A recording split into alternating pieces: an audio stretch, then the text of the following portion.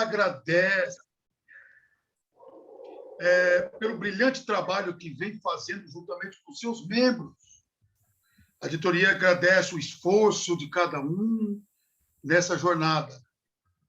A diretoria também agradece ao Dr. Josimar por aceitar participar dessa palestra de grande valia para a jovem advocacia. E obrigado a todos também que estão participando. E passo a palavra para a doutora Suzy, para dar início a essa brilhante palestra.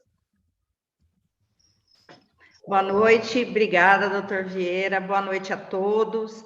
Mais uma vez, um momento muito alegre, né, para nós da Comissão de Direito Imobiliário e Condominial da OAB Santana, que mensalmente aí apresentamos palestras do mundo imobiliário, condominial, e já tivemos 3 ou 4 com sempre professores, advogados experientes e excelentes que nos brindam, né, que nos presenteiam e compartilham do seu conhecimento conosco.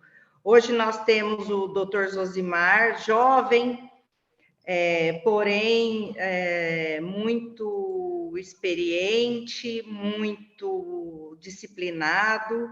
É o Dr. Josimar Vitor Ramon da Cabral, advogado militante, professor, palestrante, bacharel em Ciências Contábeis, pós-graduado em Direito Previdenciário, Tributário, Constitucional, MBA em Planejamento Tributário e Empresarial, membro efetivo aqui da nossa Comissão de Direito Imobiliário e Condominial da OAB Santana.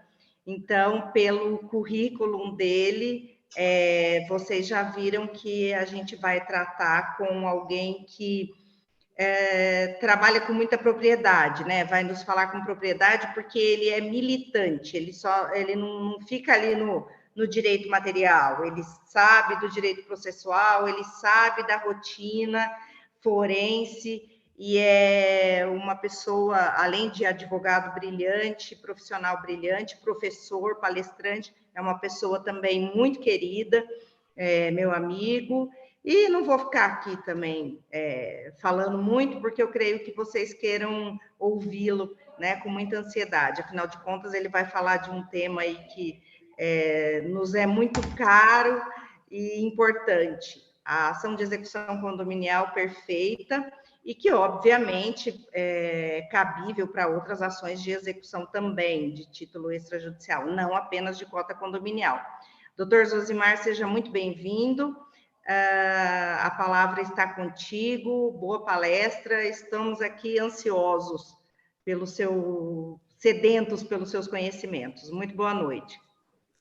Boa noite, Suzy, boa noite aos demais colegas, é um prazer enorme estar aqui com vocês, para que a gente possa trazer um pouco da experiência aí dos últimos 15 anos trabalhando com execução, né?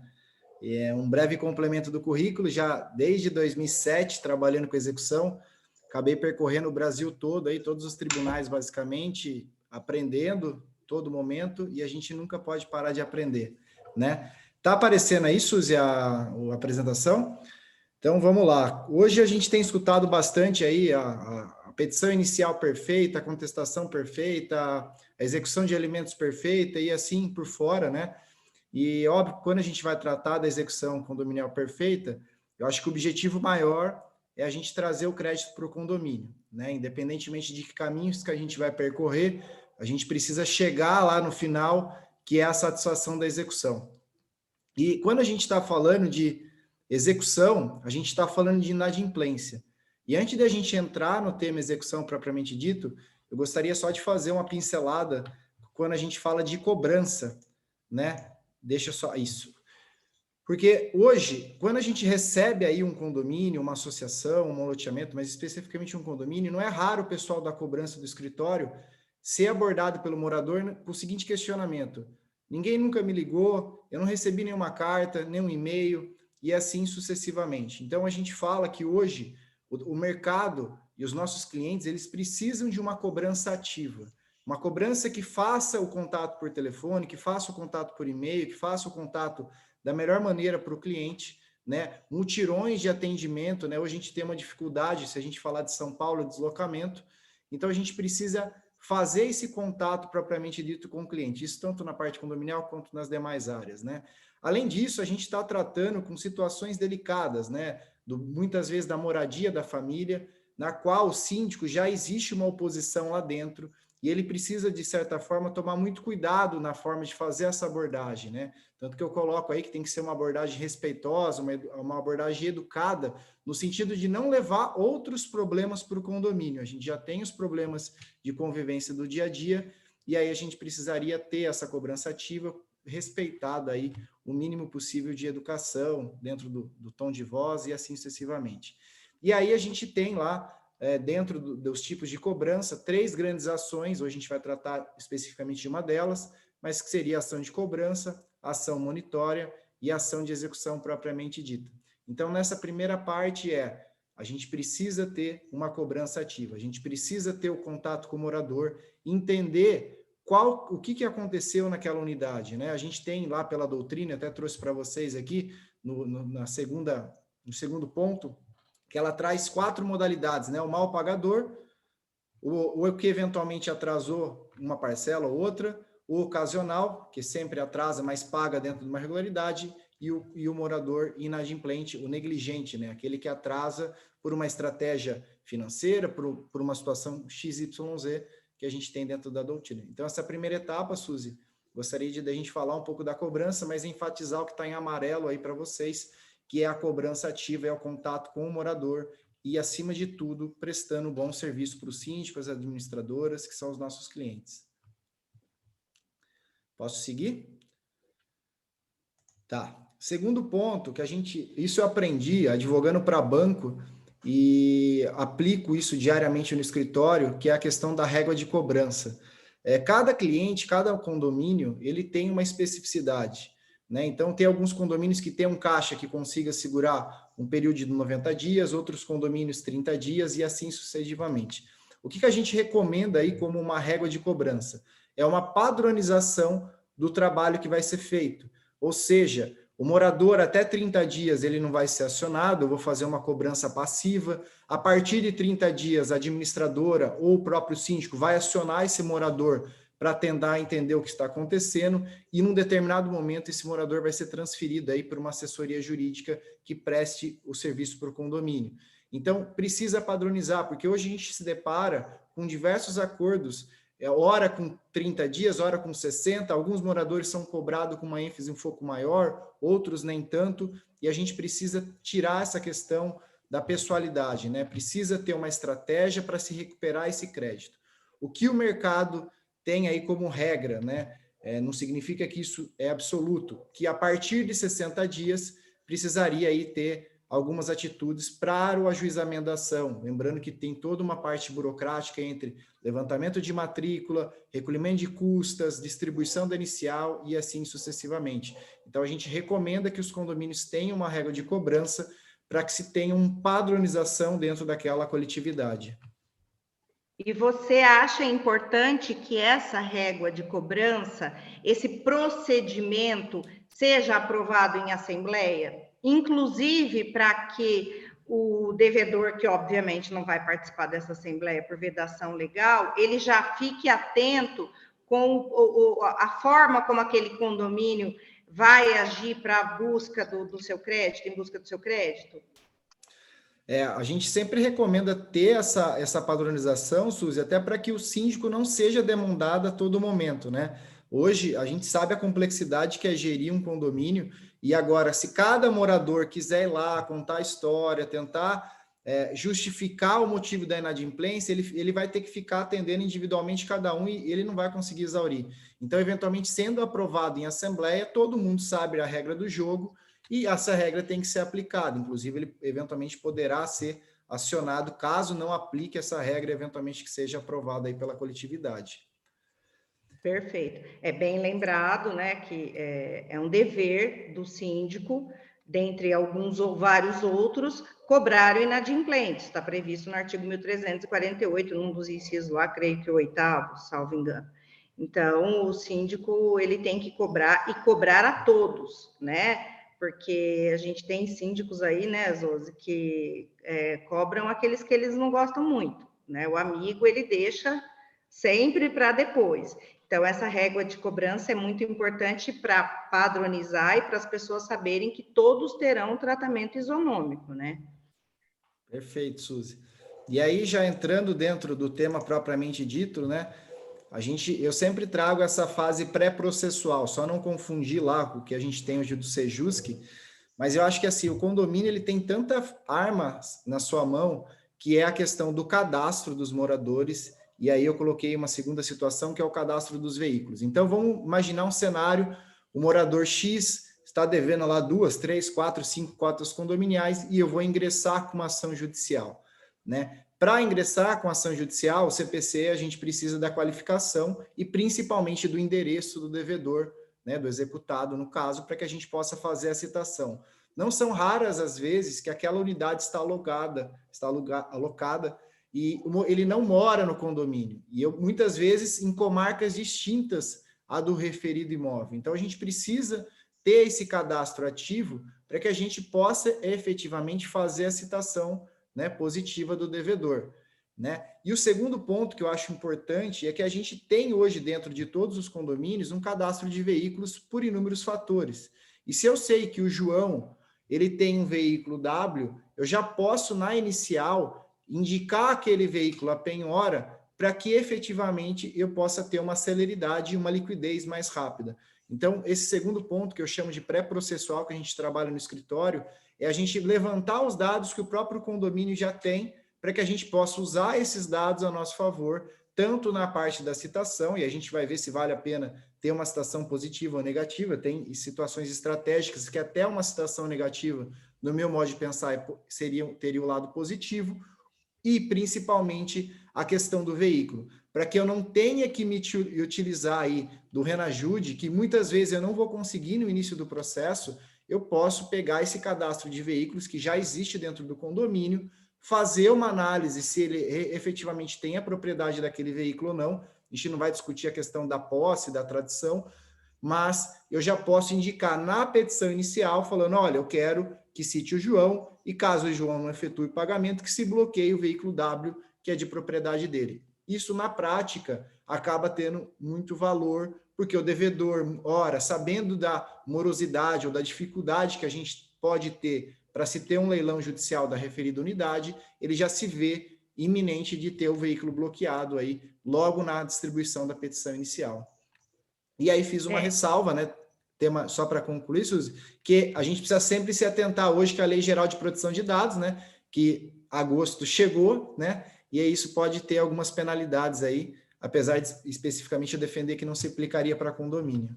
Pois não, Suzy? É muito importante isso que você falou aí dos veículos, né? Porque embora a gente saiba que é uma obrigação própria terreno e a unidade garantidora dessa dívida, por vezes a dívida não é altíssima, né? A justificar também a penhora do imóvel e gastar com averbação, com isso e com aquilo. E a gente, como você bem disse, a prática nos mostra que, infelizmente, o brasileiro ele tem muito mais apego no carro do que no imóvel, né? Eu já vi devedor de condomínio que devia o condomínio de forma contumaz, mas o carro dele estava pago. Então, isso daí, como uma maneira de se receber de forma mais rápida, realmente é uma dica preciosíssima. E essas dicas a gente prioriza muito, a gente gosta muito de trazer essas palestras justamente para mostrar para quem nos acompanha e quem assiste as palestras esse lado prático e que traz um resultado efetivo para o processo de execução. O legal é que a gente vai ver que no final a gente vai criar, a gente vai padronizar como o nosso cliente, o caso o devedor aí, né? Ele vai tratar. Então a gente vai meio que saber quando recebe, de que forma recebe, e assim sucessivamente. Falando do veículo, eu vou passar um slide aqui. A gente tem a questão do arresto executivo, né? Só antecipando, mas para a gente aproveitar.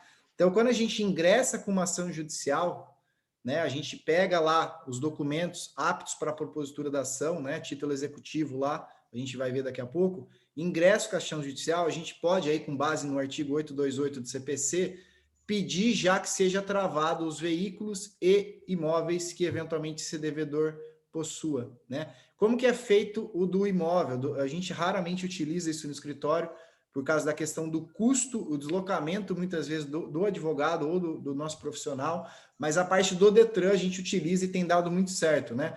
Com o ajuizamento da ação, a gente pede uma certidão para o juiz, que aquele processo foi distribuído, e com essa certidão a gente consegue, já antes mesmo do devedor ser citado, travar os imóveis e os veículos que estejam no nome dele. Codetran, São Paulo especificamente, eu não sei se tem algum colega de outro estado, a gente manda um e-mail ou um AR para o Detran e automaticamente ele vai travar o imóvel, o veículo, perdão, pertencente àquele devedor. Vou fazer só uma ressalva, pelo menos aqui, onde eu atuo atualmente no interior de São Paulo, antes da pandemia, isso era muito célere, batia de um dia para o outro, esse veículo já estava bloqueado. Em razão da pandemia, rodízio de servidores, isso tem demorado um pouco mais, mas a gente ainda consegue fazer esse bloqueio. Para resumir, distribui a ação, peço uma certidão para o juiz deve fornecer essa certidão, vou lá no cartório, no Detran ou no cartório de registro de imóveis e travo o patrimônio que o devedor tenha. O artigo vai ter os seus parágrafos que vai disciplinar o procedimento que isso deve ser feito. Isso é importante, principalmente que nem você falou, Suzy, aquele imóvel a gente consegue bloquear ou não, mas automaticamente eu bloqueio o carro, a transferência perante terceiros aí, e o terceiro também não vai alegar que ele foi um terceiro de boa fé. Perfeito. Vou seguir aqui, então, voltando lá para a novidade, né? E facilitou muito nossa vida de 2017 para frente, com o novo CPC regulamentando hoje que a cota condominial, aí prevista lá dentro da convenção ou na Assembleia, aprovada em Assembleia, se trata de um título executivo extrajudicial. Hoje, a gente vai ver aí no terceiro slide aí na sequência, como um processo de execução, abre aspas, ele é célere, ele é simples, ele tem alguns procedimentos previstos, na qual a gente tem começo, meio e fim muito rapidamente. Então, hoje a doutrina e a própria jurisprudência, principalmente de São Paulo, a gente tem alguns acórdãos, se alguém quiser, depois pode me passar um e-mail no final, que a gente vai ver aí o que é os documentos aptos para a propositura da execução para ter o título extrajudicial. Particularmente, hoje a gente tem ingressado com a convenção, com a ata de aprovação de contas, com a definição da cota condominial e eleição do síndico, mais o relatório que a gente consegue aí através das administradoras ou até mesmo do próprio condomínio. Mas se a gente for analisar a jurisprudência que foi produzida aí de 2018 para frente, a gente vai ver algumas decisões de alguns juízes falando, ora, nos boletos, ora, em alguns outros documentos, trouxe para vocês a título exemplificativo. A gente já teve, inclusive, caso no escritório de agravo, de essa decisão ser revertida, mas é mais para a gente já prever o que eu preciso. E aí a gente fazer uma ressalva, a importância de uma ata, né? A importância de ter uma assessoria para se fazer uma assembleia, a importância de ter uma assessoria de uma administradora, porque é os documentos e da forma que ele vai ser elaborado que vai eventualmente poder ter alguma discussão judicial aí lá na frente. E aí, não sei se vai ficar pequeno ou não, mas eu vou tentar pegar aqui uma canetinha, deixa eu ver se eu consigo pegar, para a gente ver aqui que seria a distribuição da ação inicial, né? E o primeiro despacho do juiz, estando apto lá, previsto lá dentro da execução e dentro da petição inicial, o juiz vai determinar a citação do devedor. Para quê? Para que ele pague em 3 dias ou em 15 dias ofereça aí o famoso embargos à execução.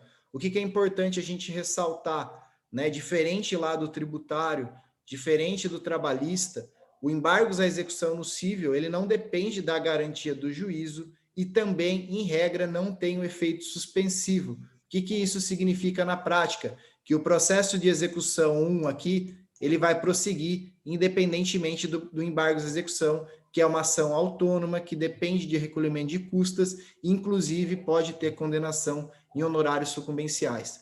Quando a gente se depara com embargos, a matéria que a gente mais observa é impenhorabilidade, abre aspas, por se tratar aí de um suposto bem de família, menor onerosidade, que nem a Suzy bem pontuou, ao executado, e assim sucessivamente, mas raros, pelo menos na minha prática, no meu dia a dia, eu verifiquei êxito nas ações de embargos de execução. Óbvio que a gente tem que tratar cada condomínio de uma forma diferenciada, porque cada condomínio é uma coletividade. E aí, dentro do processo de execução, e eu acho que entra mais um pulo do gato aqui, que a gente fala. Hoje, a gente tem uma facilidade, não só em São Paulo, como outros tribunais, do sistema PUSH, que nem quando eu advoguei em Brasília, só para fazer um gancho, em Brasília, qualquer pessoa que tem um e-mail e um CPF, ela pode ser cadastrada no sistema PUSH. O que é o sistema PUSH? Conforme o processo tiver uma movimentação, o advogado, ou exemplo aí de Brasília, no caso, ele vai receber no e-mail dele que aquele processo teve uma movimentação. Isso a gente pode usar para os dois lados da moeda. Na prática, para que a gente usa muito aqui no escritório? A partir do momento que o mandado for juntado, o AR for juntado no processo, o advogado, o estagiário, o responsável por aquele processo, já vai startar o pedido de expropriação de bens. Ele não vai aguardar, eventualmente, o prazo de embargos, ele não vai aguardar, eventualmente, qualquer manifestação do executado, porque a lei fala que ele tem que pagar em 3 dias, né? A gente vai ver na frente algumas outras possibilidades do parcelamento ou até mesmo do pagamento à vista, mas aqui fica uma outra ressalva para vocês, que é já o se utilizar dessas ferramentas para que a gente consiga, de certa forma, acelerar o processo.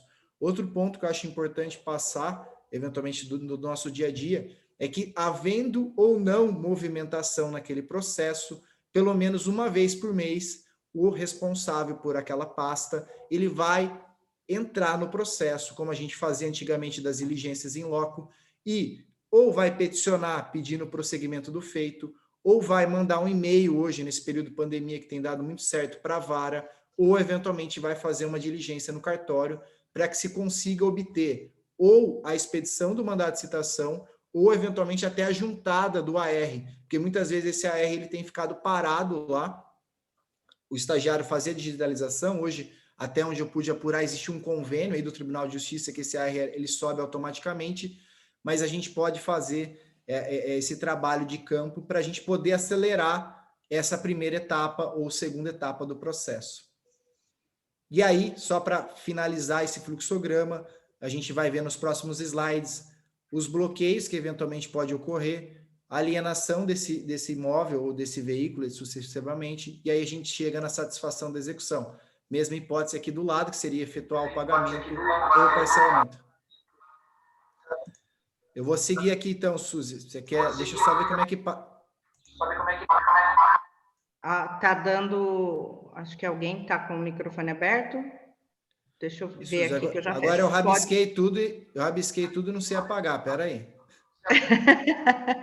É porque também não tinha isso no exame da ordem, né? Então tem uma borracha aqui. Ainda... Aí, pronto. Tá. Vamos lá. Eu já não sei nem fazer um risquinho, você já está avançado. Pode prosseguir. Não, mas eu estou fuçando aqui também, é curioso.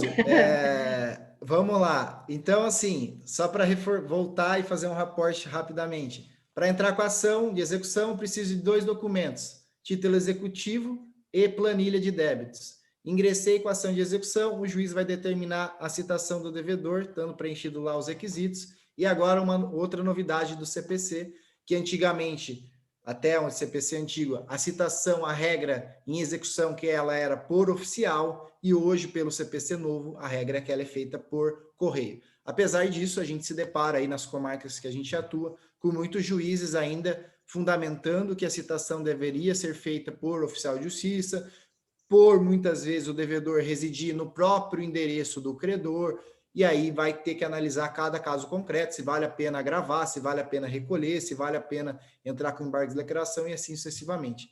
Uma grande preocupação que eu tenho, já vi alguns processos, é a disposição aí do 248, parágrafo 4º, que o próprio condomínio, aí com controle de acesso, etc., ele pode receber a citação em nome do devedor, né? Então, a portaria lá, né? Por que isso me preocupa? Porque a grande maioria dos condomínios que a gente se depara, eles não têm um cadastro de moradores, eles não têm um cadastro de proprietários atualizado ou, eventualmente, que possa ser utilizado aí para receber a correspondência. Então, a gente vê muitas correspondências do João chegando no endereço W que ele nunca morou, e essa correspondência é recebida, e aí pode-se ter alguma discussão futuramente se esse condomínio teria responsabilidade ou não por essa citação. A gente reforça para os clientes que precisa ter esse cadastro atualizado, principalmente nos casos que ele é o credor, né? Então, eu não posso utilizar, vou citar a Gislene aqui, por exemplo, no condomínio lá Albatroz, sendo que ela nunca residiu lá, ou ela já se mudou, eu tenho o cadastro, né? Mas isso é uma outra discussão, é uma outra história também, mas eu gostaria só de fazer essa ressalva, porque isso me preocupa muito no nosso dia a dia, né? Sendo feita a citação do devedor, né? Ele tem o direito, e aí até coloquei aqui para vocês como direito do devedor de fazer um parcelamento nos termos da lei. O CPC anterior e o CPC atual, a mesma redação, ele já trazia essa disposição que o devedor pode efetuar um pagamento parcelado no seguinte sentido: paga-se 30% do saldo devedor atualizado, corrigido monetariamente e com honorários no ato, e o saldo em até 6 parcelas com uma taxa de juros de 1% ao mês. E aí tem o parágrafo 2º, que fala que ele tem que continuar depositando, independentemente do aceito ou não do credor, ou do aceito ou não do juiz. E o parágrafo 7º, só para fazer uma ressalva, nem é o tema da nossa palestra, que é com relação ao cumprimento de sentença, que muitos advogados sustentavam e sustentam até hoje, apesar da lei falar cumprimento de sentença, não cabe o parcelamento, tá?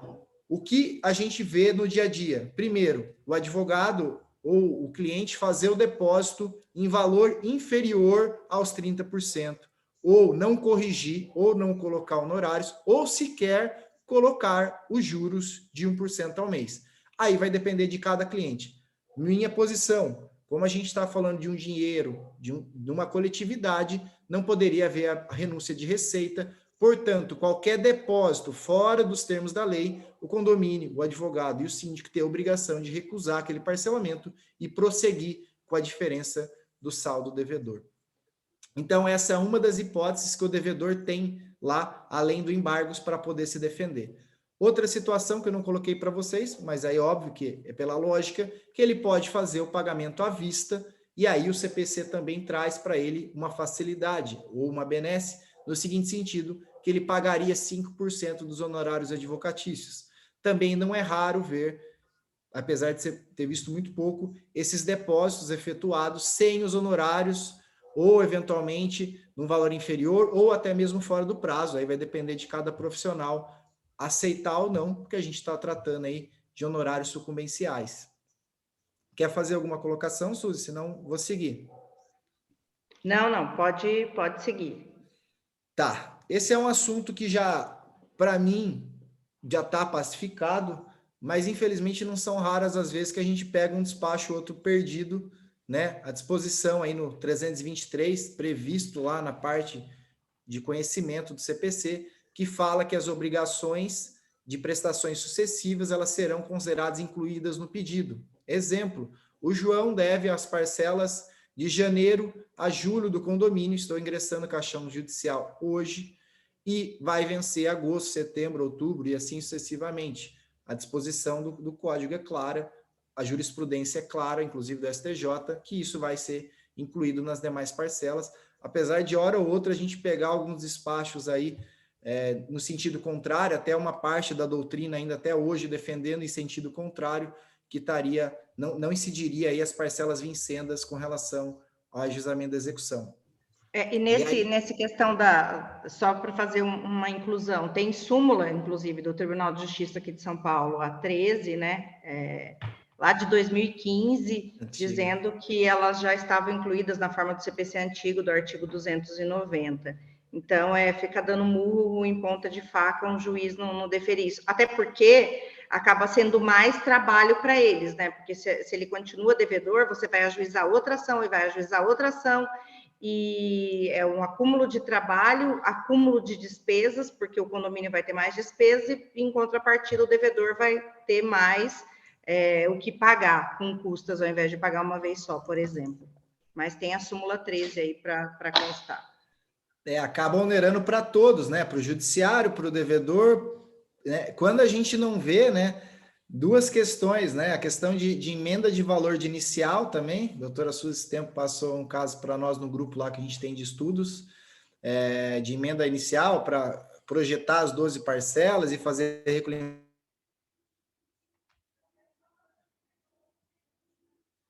Porque muita fala, mas eu não estou devendo, exemplo, 16 mil, né? Porque, e aí os honorários é sobre conexão de internet está instável. Se ficar ruim, você me avisa, Suzy. Deu uma picotada agora. Eu estou no meio do mato aqui, Tapira, mas vamos lá. Só para voltar aqui para o nosso fluxograma, para a gente entender onde a gente está. Ação de execução, citação, pagar, pode eventualmente fazer o pagamento, fazer o parcelamento, tá. A gente está partindo desse cenário bonito. Por favor, fazer Suzy. uma pergunta aqui, que ela já Pode. tem a ver com... Ou você quer que eu faça todas no final? Vamos deixar para o final, só para mim conseguir entregar até os pulos do então gato perfeito. estão lá para o fim, tá? Tá, perfeito. Aí depois aí... eu já faço, então, para você não interromper o raciocínio. Perfeito. Tá bom. E aí, a gente está partindo desse cenário maravilhoso que a gente conseguiu citar o devedor. A gente tem que imaginar que muitas vezes o correio não entrega, o oficial de justiça não vai, e outros problemas que a gente pode ter, né? E quando o devedor não é citado, isso a gente defende já há muitos anos, isso para mim também já está pacificado há muitos anos, que é a questão do arresto executivo, que nada mais é do que fui lá no endereço devedor, não localizei o João, e aí, o que eu posso fazer com base na legislação, com base na jurisprudência, é pedir que os bens do João, que os bens da Maria já sejam bloqueados antes mesmo dele ter sido citado, tá? Isso agora recentemente foi divulgado alguns julgados nesse sentido, mas a gente já utiliza isso há muito tempo no escritório, e isso muitas vezes, por isso que eu falei para vocês, quando eu advoguei para banco, eu preferia que a citação fosse negativa para pedir o arresto executivo, para bloquear o dinheiro da conta dele, sem que ele soubesse do ajuizamento da ação, muitas vezes, para eventualmente eu conseguir pegar algum valor em conta. E muitas vezes a gente pegava muito valor em conta, né? E caso a gente tem outras ferramentas que a gente vai mostrar para vocês aí agora, nesse sentido, né? Tanto com a citação positiva quanto a citação negativa, eu entendo que a maioria desses procedimentos que eu vou passar para vocês, elas são aplicáveis, só para a gente fazer um paralelo aí. E aí, a gente sabe, e a gente vai ver no slide um pouco mais para frente, que a dívida é próprio terreno, né? Em regra, e o próprio patrimônio responderia pela dívida. Só que muitas vezes a gente está tratando aí de uma cota, 2, 3, 4, 5, 6 cotas, que o valor da execução aí é de 4, 5, muitas vezes R$1.000, e a gente sabe que o custo, eventualmente, e o tempo para se ter um leilão, tá aí o Carlos aí para nos falar, né, o cara que faz os leilões, como isso demora. E aí, o que a gente tem de novidade hoje, já desde o final do ano passado, né, o Cisbajude, né?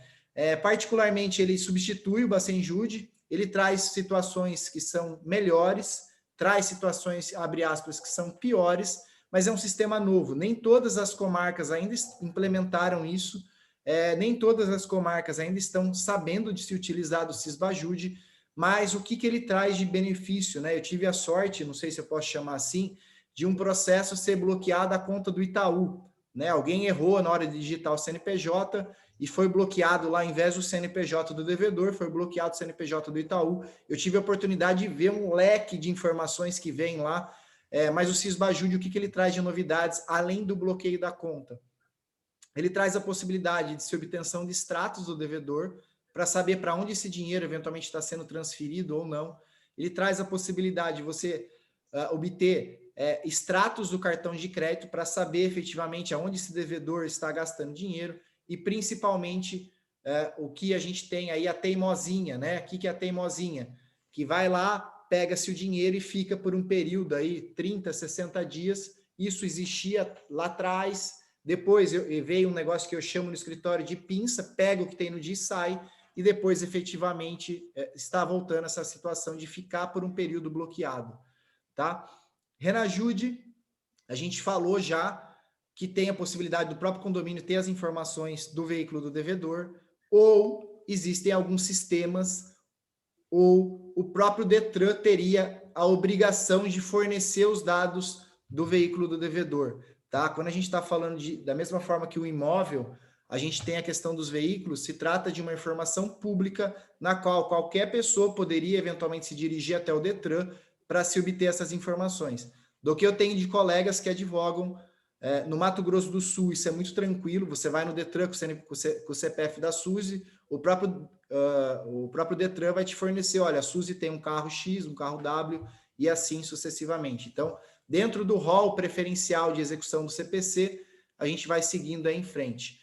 Terceiro ponto, que a gente utilizava isso muito lá no banco, que é fazer um ofício, ou pedir para o juiz fazer um ofício para o Detran, que o Detran informe para o exequente se aquele devedor tem alguns veículos em seu nome com pendência de transferência, o famoso aí comunicação de venda. Então, o Detran rapidamente tem esse cadastro lá através do banco de dados dele e vai fornecer aí para o credor a informação se tem algum veículo. Raramente não, a gente sempre localizava essa situação, tá?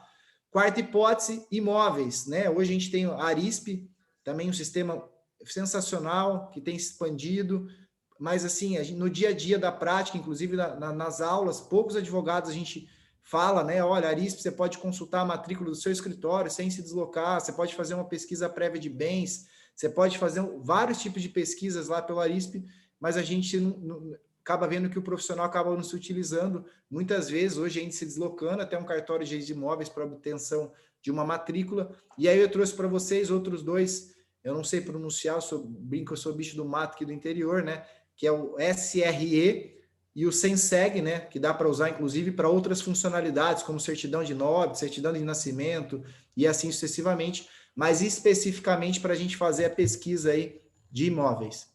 Quinto ponto que eu acho importante passar para vocês, aqui em Itapira tem muito disso, tá? Que é imóveis que tem um contrato de gaveta, mas ele não foi efetivamente transferido para o João, para o Pedro, para a Maria. E a gente pode, através dos cartórios, fazer a pesquisa de escrituras públicas ou procurações. Não são raras as situações também que o João, tendo uma dívida, ele transfere esse imóvel para Pedro e continua com uma procuração em nome de Pedro, podendo movimentar esse imóvel. Então, essa é uma outra forma que a gente tem para poder localizar patrimônio em nome do devedor.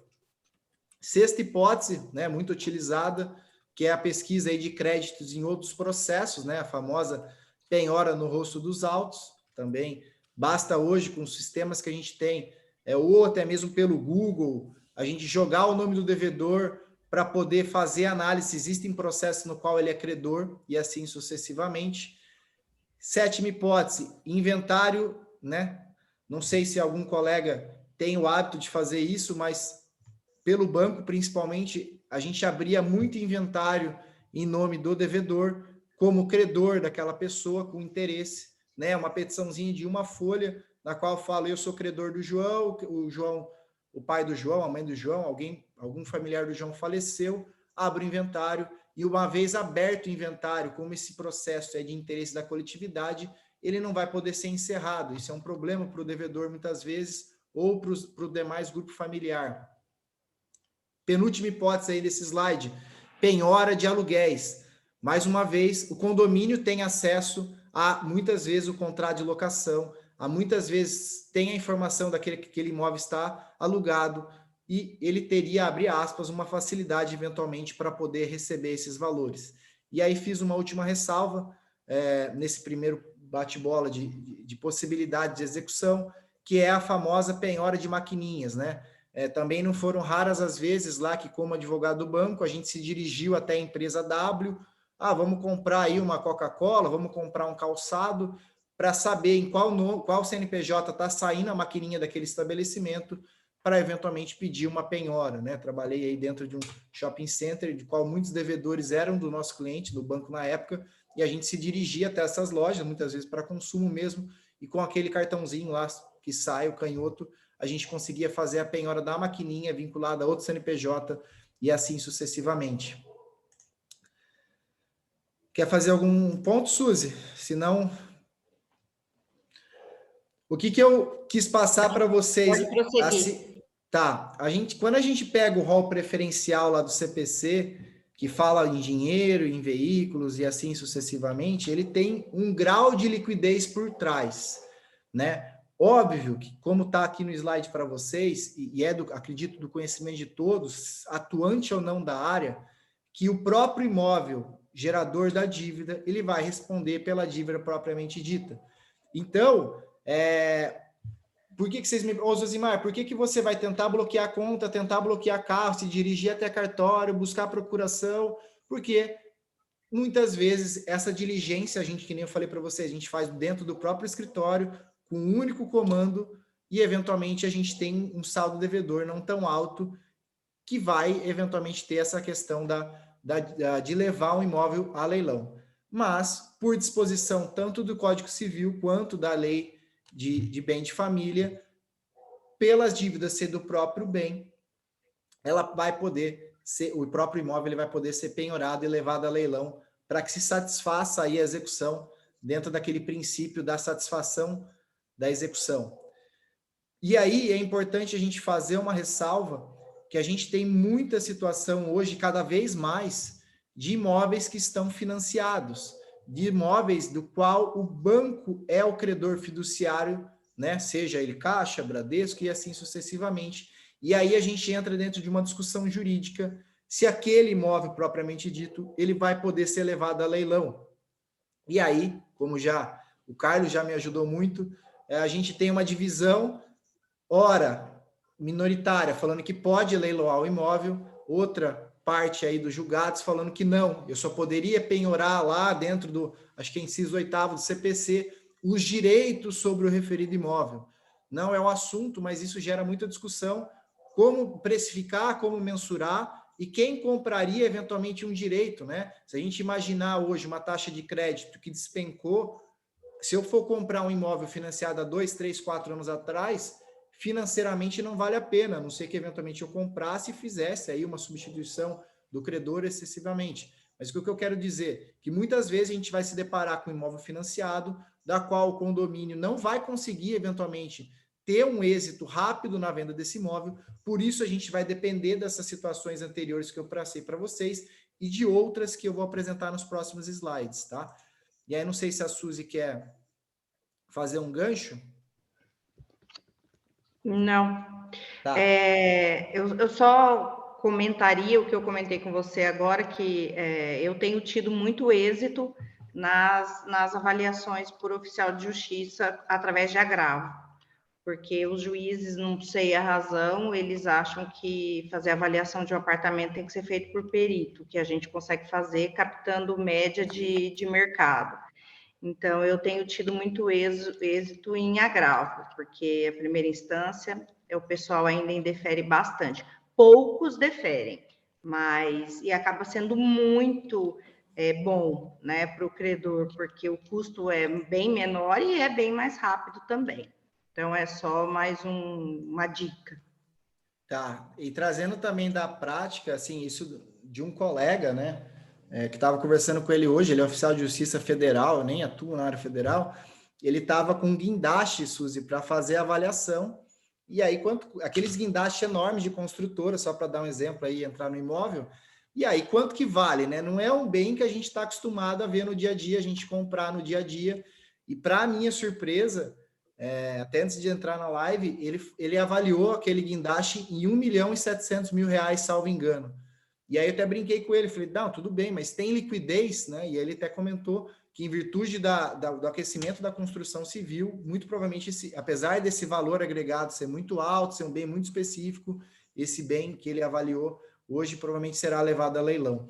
Mas falando do condomínio propriamente dito, a gente tem aí à disposição, que nem você muito pontuou, no artigo 870, que fala, para mim muito claro, o CPC, que a avaliação será feita por oficial de justiça.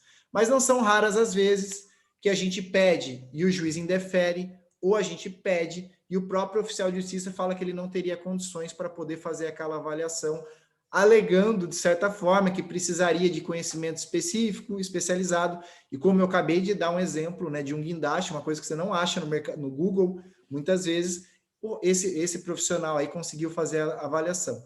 Existe hoje aquela questão da avaliação indireta, existe hoje a questão do negócio processual, né, vamos assim dizer, que o exequente e o executado poderiam chegar eventualmente num denominador, para que se não tenha uma perícia, eventualmente, isso não gere custo por um processo. Até onde eu pude levantar hoje, se eventualmente dependesse aí do parágrafo único, né? Hoje um corretor de imóveis, ou um engenheiro, ou um arquiteto em São Paulo, as perícias não têm saído por menos de R$6.000. Mas óbvio que vai depender de cada comarca, do credenciamento que tiver aí cada juiz, mas normalmente eu acabo impugnando, mas dificilmente eu consigo obter êxito quando se cai aí por uma perícia feita por um especialista. Mas superada a avaliação, né? Então, eu entrei com a execução, citado ou não, identifiquei um imóvel, preciso avaliar um bem, preciso avaliar aquele bem, o oficial de justiça ele teria que fazer a avaliação, ou um expert, feita a avaliação, a gente parte para a situação de expropriação, ou seja, eu preciso vender aquele bem. E aí, a gente não vai entrar nessa discussão, né? Porque se o condomínio pode adjudicar ou não, existem posicionamentos que sim, existem posicionamentos que não, existem posicionamentos que ficam em cima do muro, mas o CPC ele traz 3 possibilidades para o exequente no caso. Fazer a adjudicação, que seria pegar o imóvel, o bem para si, em troca da dívida, seja ela integral ou parcial, ou fazer o leilão por iniciativa particular, ou eventualmente fazer o leilão aí por um leiloeiro credenciado.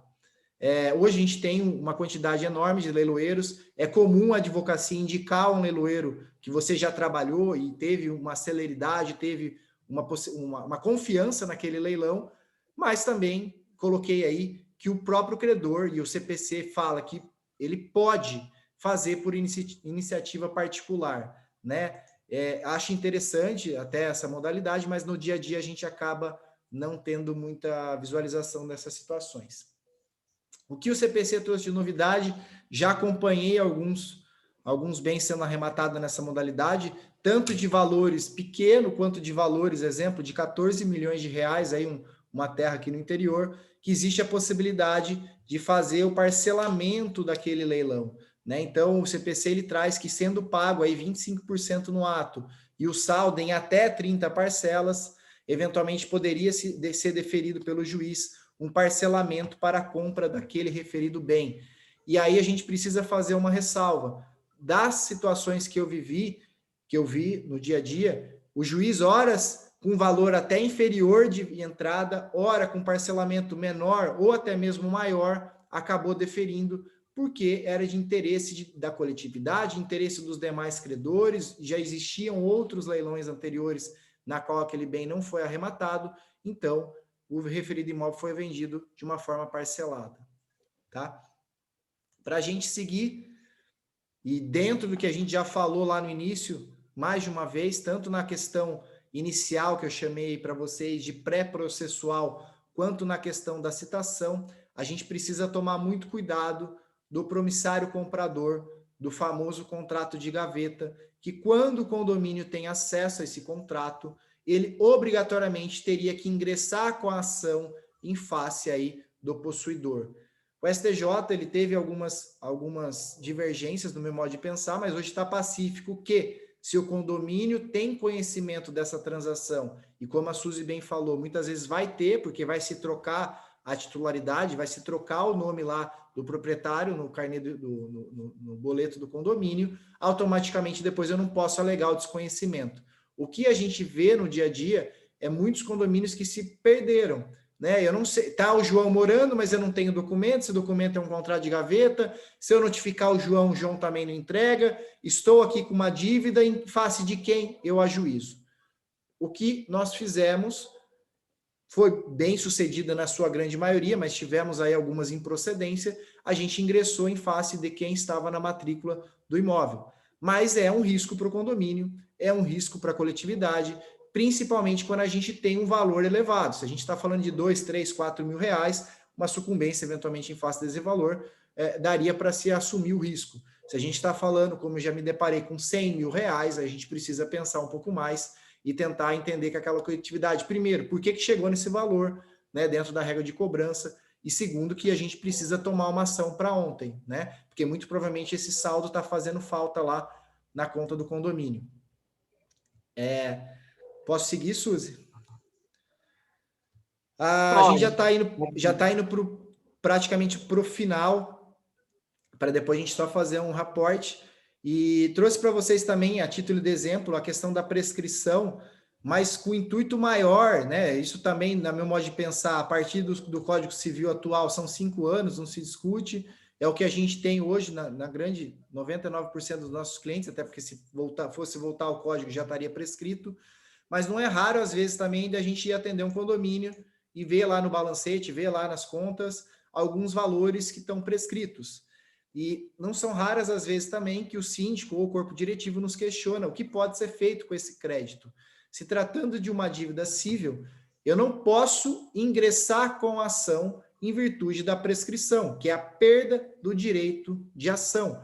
Mas nada impede que nós, advogados, administradora, eventualmente se ela estiver lá auxiliando o síndico, sem aquela discussão dos honorários lá, nada impede que se seja feita a cobrança lá do início, através de carta, através de SMS, através de ligações por telefônicas e principalmente hoje o Sejusc, né, que é muitas vezes o indivíduo, né, a pessoa vai receber o timbre do judiciário, muitas vezes ele até quer resolver aquela situação, mas ele não acha justo pagar juros, multa, custas e honorários, e a gente tem conseguido êxito em reclamações pré-processuais ou até mesmo mutirões de acordo dentro do condomínio com débito prescritos, e assim, óbvio, uma flexibilidade com relação ao valor, resgatar esse crédito para o condomínio, seja ele parcial, seja ele integral, pelo menos o principal. Então, o que eu quis trazer para vocês aqui, dentro lá do que a gente está falando da execução perfeita,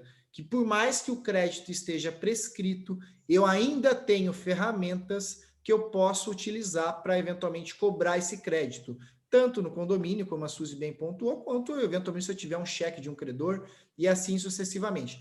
No condomínio, eu sei que é alvo de discussão, e principalmente quando está prescrito, se eu poderia colocar lá naquela relação de inadimplentes, a unidade 4 do apartamento 10, que o devedor tem um débito. Não é objetivo nosso, mas eu entendo que poderia sim colocar, e também acabou dando certo em algumas situações. Óbvio que você está assumindo um risco, eventualmente, de alguém questionar isso judicialmente, eventualmente até um dano moral, mas para alguns condomínios isso foi legal, isso deu certo, a gente colocou a relação de inadimplentes, o morador, continuar chamando de João, não gostou de ver que a unidade dele tinha débitos, fez uma proposta para o condomínio para pagamento à vista, em cima do principal, o condomínio por bem aceitou e entrou receita por condomínio, e até, para minha felicidade, ele colocou até uma frase no final, né, que com esse pagamento todos ganham, né, ou seja, ele tinha a consciência que aquele dinheiro entrando para o condomínio estaria automaticamente sendo benefício para ele próprio dentro da coletividade. Então, só para a gente fazer um resumo do que a gente viu até aqui, a gente tem hoje uma disposição no CPC que fala que a gente tem um título executivo extrajudicial. Para ingressar com uma ação de execução, a gente precisa de 2 requisitos, que é o título e é a planilha. Ingressado com a ação, o devedor será citado para efetuar pagamento, parcelar ou se defender. E a quarta hipótese, que eu sempre falo, que ele também pode não fazer nada, não deixa de ser uma estratégia, não deixa de ser uma defesa. Fazendo a defesa, embargo de execução, corre autônomo, amarrado e vida que segue. Em paralelo a isso, o credor pode pedir esses meios expropriatórios que eu tentei passar para vocês, Sisbajude, Renajude, pesquisa em cartório de imóveis, pesquisa de créditos, pesquisa, eventualmente, quando se trata de um CNPJ de maquininhas, e a gente, eventualmente, chegar na situação de levar esse imóvel, propriamente dito, para leilão. Sendo indicado o imóvel para leilão, vai ser feita uma avaliação, seja ela por oficial ou por um profissional habilitado, corretor, ou, eventualmente, um perito. Esse imóvel vai ser leiloado e a gente, eventualmente, arrecadando dinheiro, estaria tendo a execução satisfeita.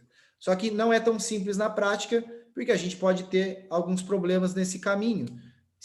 Como já bem colocamos para vocês, que é a situação de não ter, do imóvel não estar quitado, do imóvel estar financiado, de eventualmente aquele próprio veículo estar financiado, de eventualmente fazer um bloqueio de contas e não obter nenhum êxito. E aí a gente trouxe para vocês, no final aqui, alguns outros meios para que vocês possam pensar, pesquisar. Hoje tem muito vídeo da OAB nesse sentido, de outras situações que a gente pode usar na prática. E aí, vou apresentar para vocês, deixa eu só apagar de novo aqui, senão não deixa eu passar para a próxima slide. E aí, para a gente finalizar, tem mais 3 slides, tá? Só para fazer um gancho, minha mãe mora no litoral e alguns processos que tive a oportunidade de trabalhar lá, a gente se deparou com jet skis, com navios, veleiros e, para minha surpresa, a nossa marinha tem um cadastro muito bom, muito fácil de acesso. Então, trazendo para vocês aquela possibilidade que a gente brinca, né, quando a gente está ministrando aula em faculdade, de pode penhorar navio, aeronave, a gente precisa ver quem é o devedor, aonde que ele está, e não são raras as vezes que, dependendo da comarca a gente atuar, a gente vai identificar aí um barco, alguma coisa relacionada à marinha e com fácil cadastro. Segundo ponto também, lá quando advogado do banco, a gente localizou alguns helicópteros, algumas aeronaves em nome de empresa, em nome de devedores, através de uma consulta através da ANAC. Tá? Essa consulta ela pode ser feita por um e-mail, ou se eventualmente o órgão não responder, isso vale tanto para a Marinha quanto para a ANAC, através de uma requisição de um ofício judicial, eles vão atender muito facilmente. Hoje é comum também muitos devedores terem cotas em cooperativas de crédito, não vou falar nomes, mas existem inúmeras cooperativas de crédito na qual ele é cotista, na qual ele tem um direito e eventualmente essas cotas podem ser bloqueadas, leiloadas, adjudicadas. Outro ponto também que a gente, quando é advogado do banco, não tem como não falar, o próprio gerente sabia que ele tinha 1, 2, 3, 4, 5, 10 cotas de consórcio, algumas contempladas, outras não, em nome do devedor. Posso também fazer a pesquisa de cotas de consórcio. Cotas de empresa, isso também muito comum no dia a dia, acredito, de todos, mas existe um site aí que chama Consulta Sócio, é um site.com, não consegui entender de onde ele é, mas só para deixar aí a título de exemplo para vocês, que se eu jogar o meu nome lá, eu descubro todas as empresas que eu tenho no meu nome. Então, eu validei com alguns clientes, é um site bem fidedigno, bem interessante de se utilizar. Outro meio também, aqui em Itapira, a gente se depara com muitas fazendas, na qual existem lá bovinos, equinos e outros, que existe um cadastro muito rigoroso, e a gente consegue fazer essas pesquisas junto aos órgãos ou através de um ofício judicial, mais uma vez, se não for respondido, para que se possa obter o bloqueio desses bens.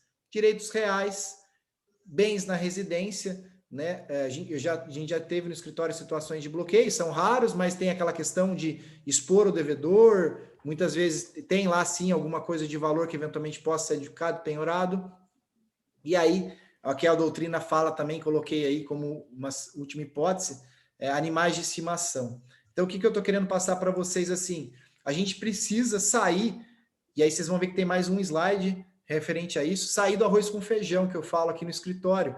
A gente está acostumado hoje a tentar pegar dinheiro, tentar pegar carro, tentar pegar imóveis, numa execução civil eu não achei nada, processo por arquivo, correndo prescrição intercorrente, correndo eventualmente uma responsabilidade do advogado de ser questionado por esse cliente, tanto na ética quanto eventualmente aí de uma perda de uma chance, e a gente tem que imaginar que existe inúmeras ferramentas aí que a gente pode se utilizar. Mais uma vez, hoje a moda aí, criptomoedas, né? A gente fala muito hoje de crédito de energia, pontos de cartão de crédito, as famosas milhas, que são facilmente penhoráveis e facilmente liquidadas. Crédito e nota fiscal eletrônica, a gente sabe que muitas vezes os valores, pelo menos de consumidor, acaba sendo pequeno, mas existem situações que existe sim um valor agregado.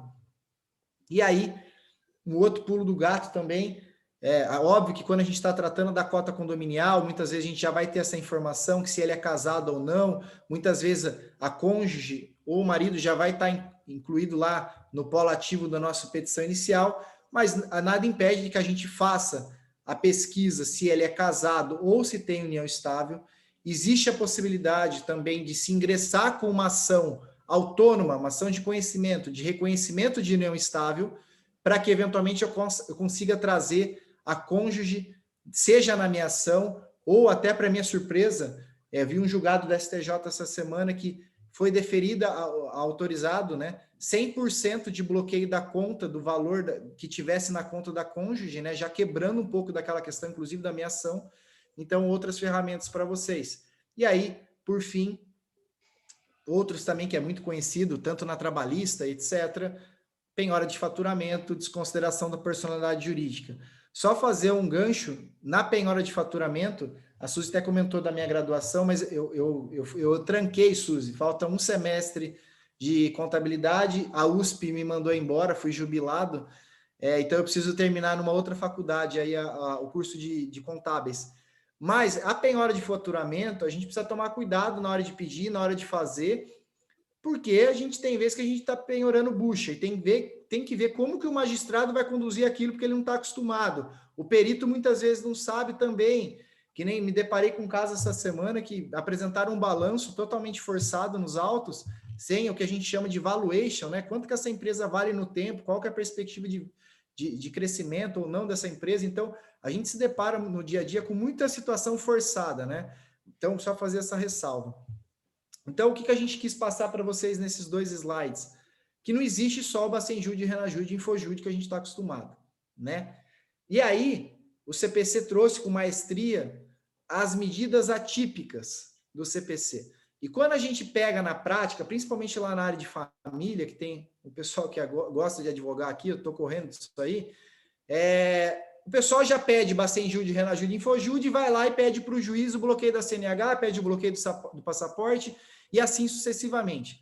Como o próprio texto diz, como a própria doutrina diz, isso é lá no final. Depois que eu tentei fazer todos esses pontos que eu passei e eventualmente não consegui nada. Eu vou falar, excelência, eu tentei a conta na folha tal, o veículo na folha Y, os imóveis na folha tal, beleza. Cheguei lá no final, não consegui nada. Isso é o que a gente tem visto, pelo menos nos julgados, para o juiz deferir essas famosas medidas de coerção para pagamento. E aí, juro para vocês que são os 2 últimos slides, até para a gente ir para as perguntas. Eu trouxe um slide tanto para a pessoa física quanto uma para a jurídica. Óbvio que o protesto da dívida condominial, a negativação hoje já é automática pelo tribunal, pelo menos de São Paulo, isso já vai para um restritivo, mas precisa analisar cada caso concreto.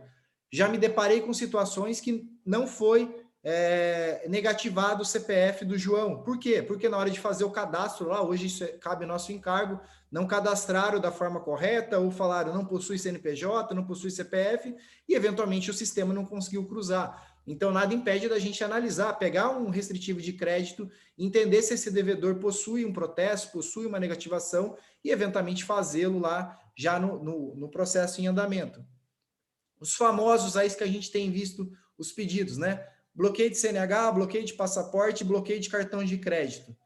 Não estou aqui para defender sim, não, pode, isso fere o direito de ir e vir, etc., mas já vi julgados autorizando. E o último também, que é a proibição de realizar financiamento bancário. Isso é bom, ruim? Isso só causa um maior endividamento para a pessoa física? Não sei, mas a prática tem trazido essas situações para a gente poder pensar.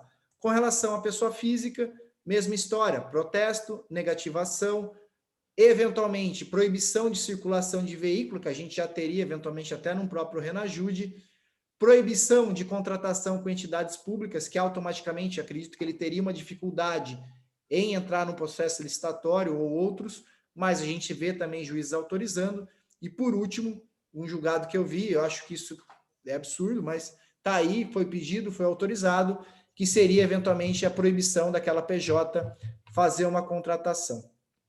Óbvio que a gente falou muito de processo, mas qual que é a ideia? A gente imaginar situações que a gente acelere, a gente prepare o nosso campo e que a gente consiga trazer dinheiro para o condomínio. Imaginando um cenário, qual aquele imóvel, ele é muito oneroso, eventualmente eu levar ele para leilão, ou eventualmente situações que eu não vou conseguir leiloar aquele referido bem, salvo por ele estar financiado, ou por ter aí uma concorrência de credores civil, trabalhista, e aí tem as decisões mais variadas possíveis com relação à preferência de credores. Mas a gente tem, o que eu quis trazer para vocês? Que não existe só o imóvel, não existe só o dinheiro, não existe só o veículo. Esse material, depois, se alguém quiser, me passa um e-mail ou uma mensagem no WhatsApp, tá? Meu celular pessoal, eu passo para vocês. E cada ponto desse daria uma palestra. Então, se a gente fosse tratar aí de penhora de faturamento, seria uma aula só para falar de penhora de faturamento, né? Não tem como a gente tratar aqui o processo de execução, que a maioria das graduações trata em um semestre, em 1 hora, que é a minha exposição, mas de antemão já agradeço a participação de todos, a paciência de todos, num dia muito frio, e fico aberto aí para as perguntas. Muito bom. Eu só quero fazer dois acréscimos aí, que não sei se todo mundo sabe, mas os acordos feitos no Sejusc, eles são homologados pelo juiz, né? E, portanto, eles viram um título executivo judicial. Então, se a pessoa não pagar, não tem que juntar documento, não tem que juntar, é só o terminho lá, homologado, o termo de sessão de conciliação e a homologação do juiz, o que é muito bom. Eu uso muito o Sejusc, uso muito aí do Fórum de Santana, até rendo aqui meus préstimos, meus agradecimentos, porque eles são extremamente atenciosos, dedicados, e é muito bom. E não uso só para condomínio. Aliás, para condomínio é o que eu menos uso. Eu uso para outros tipos de cobrança, né? Então, hoje a gente está falando de ação de execução, mas ela pode ser utilizada para outras cobranças, outros títulos também. E outra coisa que também é penhorável e tem sido obtido muito êxito é do percentual de salário, né? Porque hoje não, com o advento do novo Código de Processo Civil, o salário, recebimentos e afins, ele tornou-se, não é mais absolutamente impenhorável, o absolutamente foi suprimido do texto legal. Então, o tribunal já tem deferido isso, o STJ também, demonstrados que o devedor não se esmera para fazer o pagamento da dívida e que a penhora de parte do salário dele não trará uma vida indigna, é perfeitamente possível e é uma beleza, porque ainda que você receba de forma parcelada, está recebendo e passa a trazer uma cultura de que tem que se pagar, né? Infelizmente, a gente vive ainda uma situação de que os juízes protegem tanto quanto os devedores, né? E não pago, não tenho bens, eu já ouvi muito isso, eu creio que muitos dos senhores aqui também. Não tenho bens, quero ver vocês receberem, né? Então, o credor precisa receber, né? Muito mais ainda, mormente em condomínio.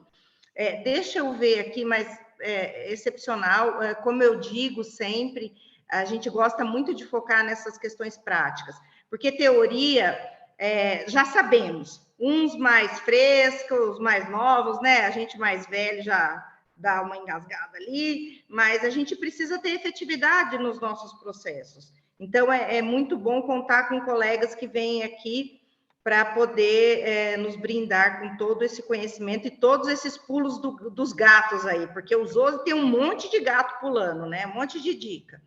Bom, vamos lá. O Edmar fez uma pergunta aqui. Na cobrança judicial, cabe a inclusão dos honorários das cobranças extrajudiciais também? Então, o que eu entendi é assim, que você cobrou lá no extrajudicial, você quer colocar no judicial também. Então, por exemplo, 10 e 10 ficaria 20. Isso? Tá, ele fez que sim. Então, essa é a pergunta, Zosi. Tá. Isso é uma coisa que a gente, dia sim, dia não, o devedor, ele questiona, né, principalmente o departamento de cobrança, ou até mesmo o advogado que está atendendo a pasta, Edmar. E assim, vou falar a minha posição, que a gente tem aí o honorário contratual, vamos assim chamar, abre aspas, tá? E honorário sucumbencial, né? O que seria esse honorário contratual? O que está previsto eventualmente aí na convenção, no regimento interno do condomínio. Maioria das convenções, a gente vê lá os 20%, né? E aí, quando a gente pega 20% que o condomínio autoriza a cobrar, e aí você ingressa com uma ação, o juiz no próprio despacho inicial, ele autoriza os 10%, a gente começa a ter algumas discussões jurídicas, tá?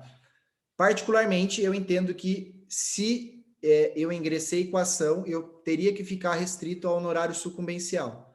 Mas como a Suzy falou, não são raras as vezes que a gente faz um acordo com o devedor, estabelecendo que se ele não pagar aquele valor X já tem um honorário pro rata lá dentro, e aí sim eu poderia cobrar, mas na prática, no dia a dia, até para não gerar discussão, não gerar um problema lá para o condomínio, eu entendo que só poderia se cobrar os 10% do sucumbencial. O que a gente tem até hoje, muitos advogados, muitos profissionais, ainda assim optando pela ação de cobrança, optando pela ação monitória, para tentar lá na ação de conhecimento ter 10% ou 20%, e eventualmente na execução ter mais 10%, que eu acho que isso acaba sendo um atraso para todos, no meu modo de pensar, tá? Porque eu vou atrasar o processo. Se a gente fosse falar de processo de conhecimento aqui, começo, meio e fim, com recursos, com efeito suspensivo da apelação, tendo que caucionar para fazer o cumprimento provisório, inviabiliza o crédito, né? Então, por que o CPC mudou? Então, para acelerar e para facilitar. Eu vejo com cautela essa questão aí de cobrar, assim, os honorários e limitaria aos 10% da execução. O que é bom, né? É que o credor nunca paga no prazo. Então, os 5% lá, que seria a metade, ele nunca vai conseguir, né? Pois não, Suzy? O que, diga-se de passagem, essa questão de reduzir honorários para prestigiar o pagamento é um absurdo do legislador e, mais uma vez, a inércia aí, né, da OAB Federal ficou lá quietinha.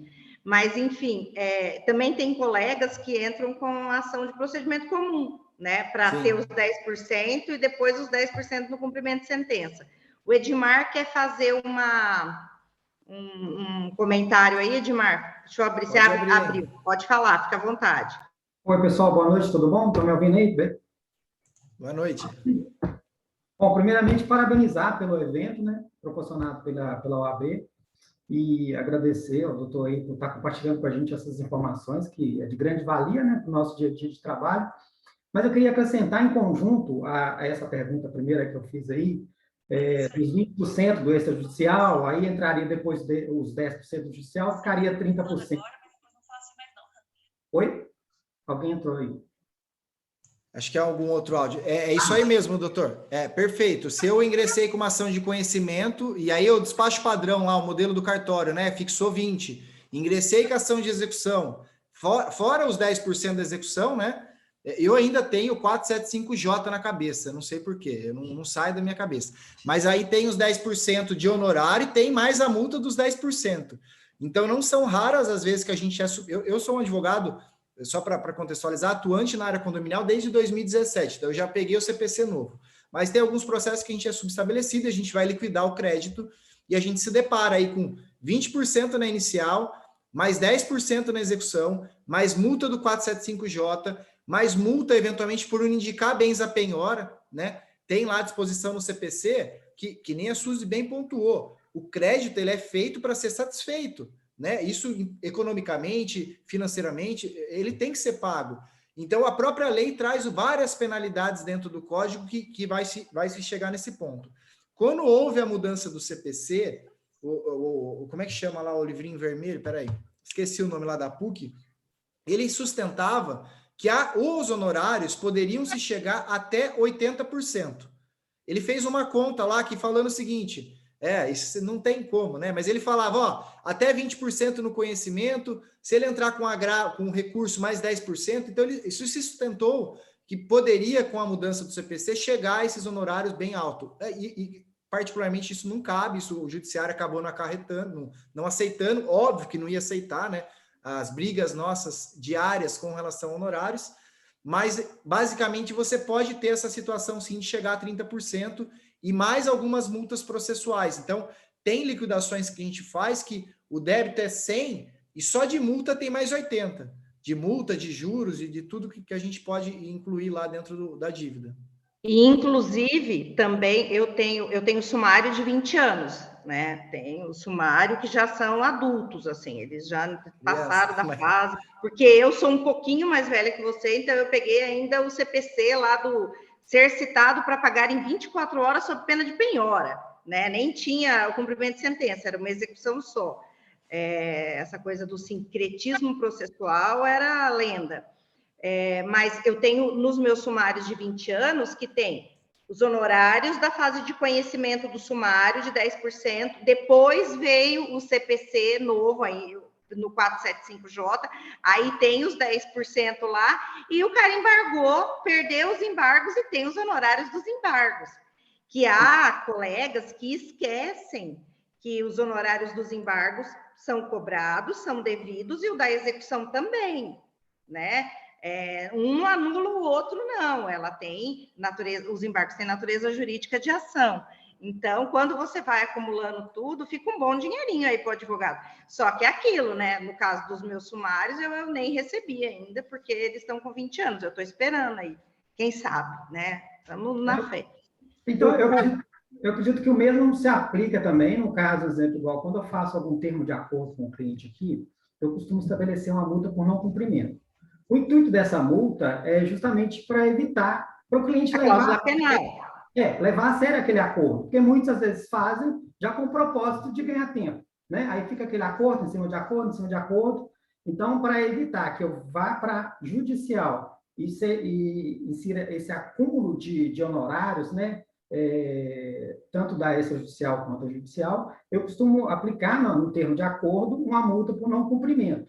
Só que a minha dúvida também é isso na prática, como é que funcionaria para eu jogar essa multa também, incluir ela também na cobrança judicial. Se ela era passível de execução também, né, no título extrajudicial, aí teria que estudar. Eu vou até complementar, porque eu faço muito isso. Nas confissões de dívida, eu coloco a cláusula penal, mas eu coloco a multa e honorários. Então, geralmente, o que eu cobro? Eu vou entrar com a execução, aí vai ter um período que é de parcelas de acordo descumprido, né, daquele acordo, daquela confissão de dívida, e nela eu vou fazer incidir tanto honorários quanto multa. E depois, se ele continuou sem pagar a cota, as vincendas, eu faço uma planilha em separado, só das cotas e com a multa de 2%, e aí eu nem coloco honorários, até porque não tem sentido, porque eu vou ter que recolher custas sobre esse valor também, e o juiz vai fixar lá nos 10%, né? Eu já peguei juiz que mandou tirar os honorários da parte das parcelas do acordo. Deixou a cláusula penal, a multa, só a multa, e mandou tirar os honorários. Por quê? Porque daí daria 30% ou 20%, né? Como foi um só, um ou dois, eu nem agravei. Eu deixei ali, até porque naquele balaio todo, primeiro, já tem honorários incluídos também, né? Se o cara tivesse pago o acordo, você já receberia os honorários já incluídos naquele parcelamento da parte extrajudicial. Mas eu vejo que dá para você fazer quando tem o acordo, assim, dá para tentar acumular. Mas se o juiz mandar tirar, eu creio que em agravo não sobreviveria, não. A cláusula penal sobrevive. Tanto, sabe que eu tenho feito no Sejusc, colocado os honorários também. Porque daí eu vou para um cumprimento de sentença, aí eles não vão poder chiar, porque eles homologaram, né? Aí eu ponho as duas coisas, eu ponho descumprimento, com vencimento antecipado das parcelas e incidência de multa de 10%, 20% e mais honorários de 10%. E lá na frente ele vai ser intimado, não pagou, mais 10% de honorários. Agora, doutora, não acha arriscada se valer do termo de confissão de dívida por ser uma obrigação própria terreno? Porque sai da pessoa, sai do bem, né? E passa por ser um termo de confissão de dívida, passa aí para o CPF da pessoa. Não, ela ela continua na natureza de próprio terreno. Mas que normal... Perdão, Suzy. Pode complementar. Não, que, na verdade, que nem ela falou, no Sejusc que tem lá a homologação pelo juiz, está vinculado ao imóvel e tal, mas não entendo que não perde também não a obrigação ao próprio terreno, né, da dívida. Agora, o que tem muito problema, o pessoal de Campinas não está aqui hoje, é alguns juízes não homologar, querer reconhecimento de firma, cada juiz começa a criar uma história, né? O que eu acho importante, Edmar, é a gente imaginar assim, existe o principal... Existe os juros, existe a multa, existe as custas, honorários.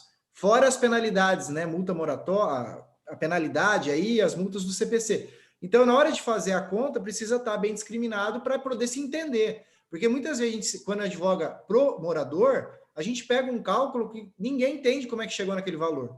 Né? E se não entende, como é que eventualmente o contador do juiz, como é que eventualmente um perito, como é que você vai impugnar algo que não dá para entender. Então, a gente sempre procura dividir, separar muito bem cada ponto, sabendo que esses honorários, eu posso colocar 30, a gente vê alguns absurdos aí, mas a gente tem uma limitação, né?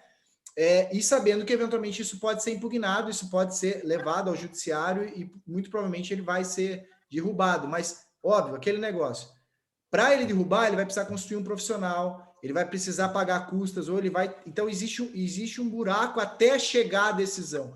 E aí, a gente acha que tem que analisar o caso, principalmente quando a gente fala de honorário, para não gerar um problema para o condomínio, gerar uma condenação e muitas vezes o condomínio não receber aquele valor por uma situação que a gente está gerando. Mas é cada caso concreto, tá? Não sei se deu para ficar. Obrigado. Vou dar a oportunidade dos demais colegas aí. Um abraço, Carlos. Desculpa aí, viu?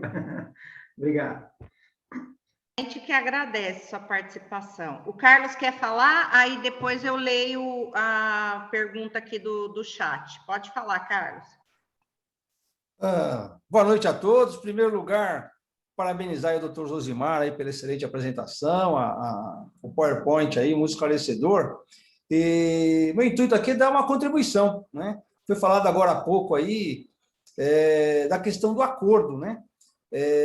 Eu vejo que o acordo, tanto na cobrança extrajudicial quanto na judicial, é o momento justamente para que o advogado vá sanar todo o problema, os problemas que podem ocorrer, principalmente na cobrança judicial. Aquele caso de um imóvel está em nome de várias pessoas e só foi um citado, né? Foi transmitido por herança, ou está no nome de um casal, o casal se separou, está só lá a cônjuge mulher residindo no apartamento, não foi citado o cônjuge varão, ou então o contrato o imóvel está em contrato de gaveta, né? O verdadeiro proprietário não mais vendeu o imóvel e o atual condômino, que é o devedor, não tem lá o imóvel registrado, etc, etc.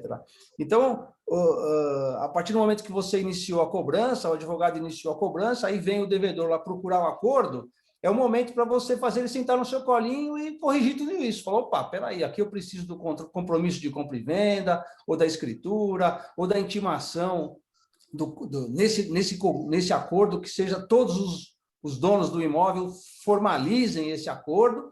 E um ponto muito interessante é o artigo 871 do CPC, inciso 1º, que diz que não se fará nova avaliação se as partes concordarem com o valor.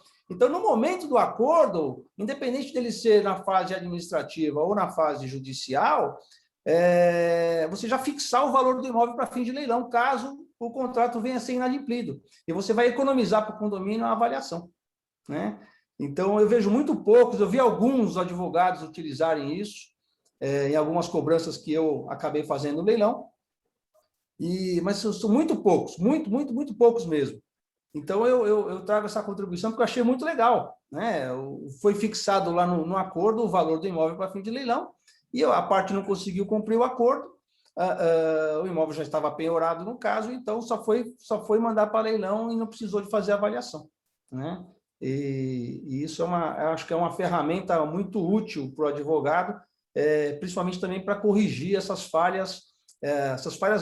esses problemas decorrentes de registro de imóveis, de condômino que não está registrado, enfim, né? Essa contribuição que eu queria trazer aí para vocês. Obrigado. Carlos, fazer um gancho aí, posso fazer, Suzy? Pelo banco, eu me deparei com situações dessa de se fazer o acordo, né? Já definiu o valor de venda, só que aí a gente tem que só fazer um ressalva pelo prazo do acordo, né? Porque se a gente está falando de 6 meses, 12 meses, a gente sabe que não vai ter uma modificação desse valor do imóvel. E aí, o pulo do gato, abre aspas, que nem a Suzy brincou, era já colocar um índice de correção. Aí, óbvio que isso pode ser furado ou não, mas a própria lei de alienação fiduciária foi mudada recentemente, porque os bancos faziam um financiamento lá atrás, e esse imóvel, a título de avaliação, nunca tinha uma correção. Então, eu acho que é importante, sim, se puder colocar o valor de comum partes. E óbvio que o condomínio, se a gente está falando de um imóvel de $500 mil, o cara quer colocar 550, 600 para o condomínio, muitas vezes não vai ter diferença, Mas se for um acordo muito longo, que não é, a gente nem recomenda que se faça, mas a gente colocar algum índice de correção. Aí tem que ver cada caso, cada morador, ver se esse cara aí tem outros processos ou não, se já tem umas penhoras entrando, aí tem que analisar o caso concreto. Perfeito. Deixa eu ler aqui a pergunta Aí aqui, antes, deixa eu só colocar aqui que o doutor Hamilton, que sempre participa aí, está online, deu os parabéns, a Isabel, deixa eu ver quem mais, o Edmar, a Michele, e a Isabel que pergunta, o imóvel com averbação de alienação fiduciária, a ação é movida em face do devedor fiduciante. O único êxito seria levar o imóvel a leilão? O que fazer, uma vez que a propriedade é do credor fiduciário? Tá, vamos lá. Sumi. Eu ia chutar a bola para o Carlos de volta aí, mas vamos lá. Primeiro que antes de pedir propriamente a penhora dos direitos, aí vamos assim chamar no primeiro momento, eu tentaria outras modalidades aí, como veículo, como o próprio dinheiro, como até no veículo, a gente comentou na nossa última reunião aí de comissão, pedir que eu fique como depositário fiel do veículo, que eu, credor, fique eventualmente como depositário fiel do imóvel. Eu sei que o imóvel acaba sendo um pouco mais difícil, mas o veículo é muito comum, é muito fácil, você pede, porque a lei fala que o credor a ordem hoje do CPC é que o credor fica com o carro. Então, eu vou lá e peço a remoção, o oficial emite um mandado de busca e apreensão, vou lá com o oficial e removo o carro. Já até brinquei com a Suzy também, que eu fiz isso só uma única vez, mas já pedi em vários processos, se todos os juízes deferissem a remoção, eu não conseguiria nem ter onde guardar tanto carro aí. Vai ter que abrir um estacionamento, né? E uma vez até um cliente estava fazendo um gancho aí, eu pedi a remoção de um caminhão, não sei dirigir, nunca entrei num caminhão, não sei para brincar, e aí eu até falei para o cliente, se o juiz autorizar, você vai ter que arrumar alguém para dirigir o caminhão. Mas, então antes de pedir a penhora do imóvel, dos direitos, eu tentaria alguns outros meios que têm uma liquidez um pouco maior, que é o caso do veículo e o caso do dinheiro. Não sendo possível, eu peço a penhora do imóvel, com base que o bem responde pela própria dívida e o banco, eventualmente, se sobrar algum saldo, ele receberia. Aí a gente tem alguns posicionamentos, Isabel, dentro do judiciário, eu vou falar por cima, e se eu estiver errado, podem ficar à vontade, mas eu entendo que tem 3 posicionamentos. Primeiro, que eu poderia penhorar o imóvel, poderia leiloar e vida que segue, independentemente da alienação fiduciária, passaria por cima. Segundo, defende que não pode, que é só os direitos, eu tenho que tentar vender os direitos. E terceiro, é um que fica em cima do muro. Ele fala, primeiro, vamos tentar leiloar os direitos, se não for possível, depois a gente conversa e a gente tenta leiloar o imóvel. Então, quando a gente está falando dos direitos, a gente tem esses 3 posicionamentos, pelo menos no meu modo de pensar, e aí, óbvio, que é raro ele autorizar a penhora do imóvel, a gente teria como regra que são os direitos, e aí a gente tem um problema. Como que eu avalio um direito? Que entra até dentro da contabilidade, né? Pelo que ele pagou? É porque ele falta pagar? E a depreciação do imóvel? O que tem dentro desse imóvel, né? Que está incorporado? Que benfeitoria que foi feita? Então, a gente começa a ter alguns questionamentos, inclusive jurisprudencial, de como avaliar os direitos. E eu entendo que eu preciso saber o quanto vale aquele imóvel descontar da dívida, porque muitas vezes o saldo devedor é maior do que o próprio valor do bem.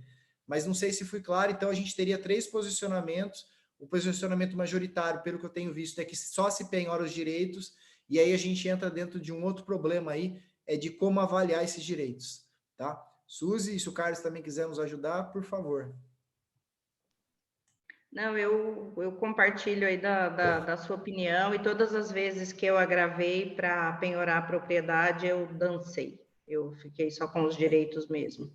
E aí, só para passar para o Carlos, eu não sei se todos o conhecem, né? Mas o Carlos é leiloeiro, né? É membro também da comissão aqui com a gente, e por isso que a gente está passando a bola para ele.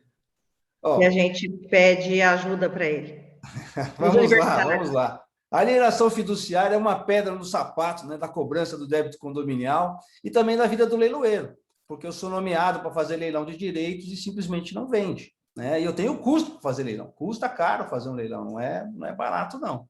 E simplesmente não vende, né? Então, estou até elaborando um trabalho, eu sou meio devagar para fazer, mas estou bolando um trabalho que eu pretendo apresentar, que seriam umas estratégias para driblar, ou para lidar, melhor, né? Melhor dizendo, lidar com a alienação fiduciária.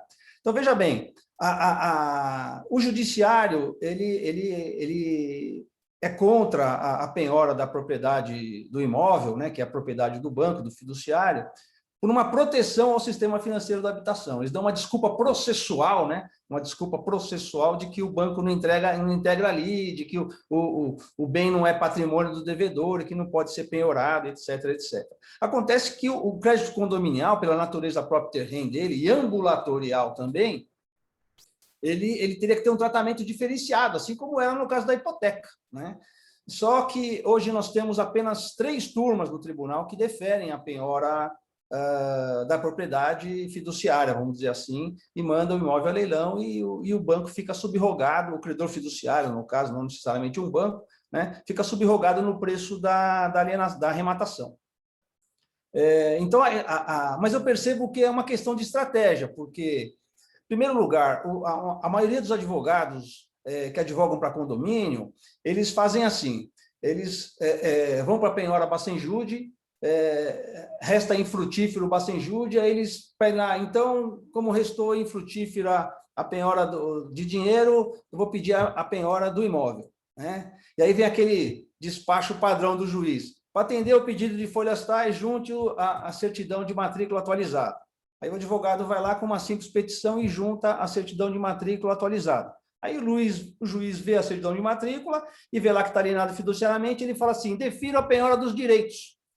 E aí você já dançou, porque o juiz já decidiu, ele não vai voltar atrás, né? Então, o advogado tem que ter o critério de, antes de pedir a penhora, ler a matrícula, ver que o imóvel está alienado fiduciariamente e já fazer um pedido mais fundamentado, né? Já até preparando um agravo. Então, ele vai chegar para o juiz e falar assim, olha, excelência, realmente não foi possível penhorar dinheiro, então não resta alternativa ao condomínio se não pedir a penhora da unidade condominial. Entretanto, conforme R5 da matrícula, o imóvel está alienado fiduciariamente. Embora o devedor, o executado, não seja o proprietário do bem, o crédito condominial ele tem caráter ambulatorial, próprio terreno, ele não participou do contrato de alienação fiduciária, que é um contrato bilateral, né? Por essas e outros motivos, tem turmas no Tribunal de Justiça, que é a turma 34ª, 36ª e acho que 25ª, se não me falha a memória, que estão deferindo a penhora para juntar essas jurisprudências e já pedir para o juiz, na primeira instância, deferir a penhora.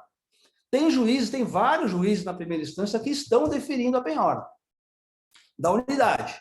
E aí você tem duas oportunidades. Primeiro, o banco vai ser intimado, o credor fiduciário vai ser intimado, eles vão fazer aquela petição padrão, dizendo aquela defesa padrão da Caixa Econômica, do Bradesco, do Itaú. E aí, como o juiz já decidiu, dificilmente ele vai mudar a decisão. Ele vai manter, se ele deferiu a penhora. E aí você pode contar com o erro do banco, né, de não agravar dessa decisão. Aí transitou em julgado, um abraço, segue em frente. Pode ser que o banco agrave, e aí o tribunal venha reformar a decisão. Então, não resta alternativa senão prosseguir com o leilão de direitos, vai fazer o leilão de direitos. Só que aí é o seguinte, o banco vai ter entrado no processo, e principalmente Caixa Econômica, geralmente junta a planilha de débitos, e ali você já fica sabendo se o fiduciante, que é o condômino executado, está devendo também o crédito fiduciário.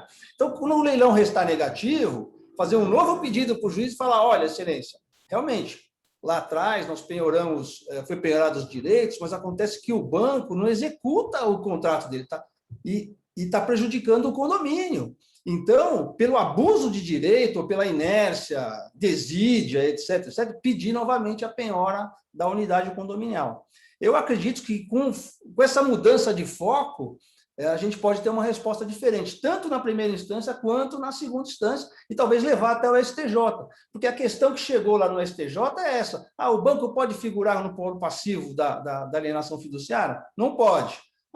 Pode penhorar a propriedade fiduciária de quem não participou da execução? Não pode. A mesma Nancy Andrighi, que diz que não pode penhorar o direito fiduciário, a propriedade fiduciária, ela falou que pode penhorar a propriedade da locadora que não figurou na ação de execução de cobrança de aluguel do locatário, né? Então, são 2 pesos e 2 medidas, né? Mas eu acredito que se levar essa questão para o STJ nessa forma, o banco não executa o contrato dele, não exerce o direito dele, está prejudicando terceiros. Não pode continuar essa situação, né?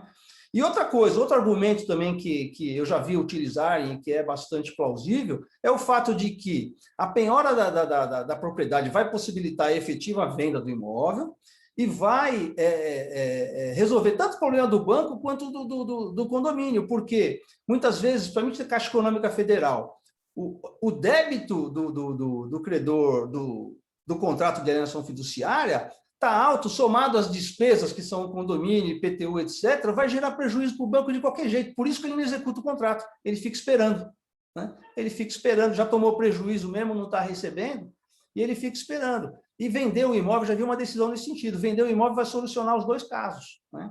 Então, seria esses as alternativas aí para se lidar com a alienação fiduciária. É bem difícil, é bem difícil. Só para deixa eu só dar Infelizmente, a gente ainda tem nas cortes aí a proteção àqueles que são mega milionários e que têm condições astronômicas e prejudicam uma coletividade, né? Porque quando a gente fala de um condomínio, a gente sabe que o interesse prevalente é da coletividade, e não do inadimplente, muito menos de um banco, né? Mas aqui as leis são feitas para quem consegue chegar primeiro para fazer um bom lobby, né?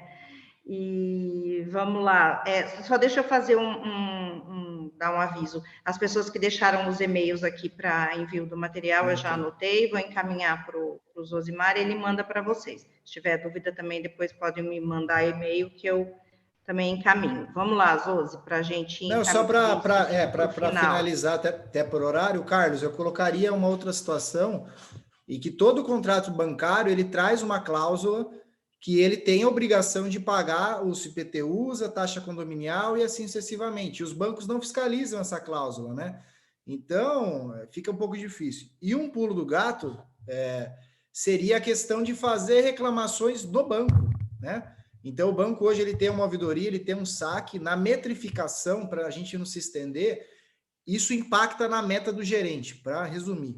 Então, você, como credor, como interessado, liga lá na ouvidoria, faz pelo online, né, pelo Banco Central, falando, olha, o banco tem um contrato, ele não executa prejudicando todo mundo, e isso costuma resolver. Porque daí o gerente ele vai startar aí a consolidação da propriedade, né?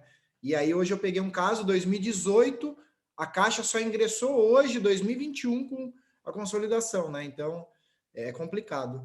Mas, e já para minhas considerações finais, gostaria de agradecer a participação de todos, a oportunidade mais uma vez, Suzy, e me colocar à disposição, até em virtude do horário, do frio, né, que está pegando todos nós, e fico à disposição mais uma vez. Foi muito bom, assim, superou as expectativas, né? A gente está aqui até agora batendo um papo, porque é isso que eu acho legal, assim, a gente bater papo mesmo, para ficar uma coisa sem juridiquês, sem muitas formalidades, para que a gente possa trocar conhecimento, trocar experiências, aprender. Eu advogo há muito tempo e colhi aqui um monte de informação com ele, um monte de pulo do gato.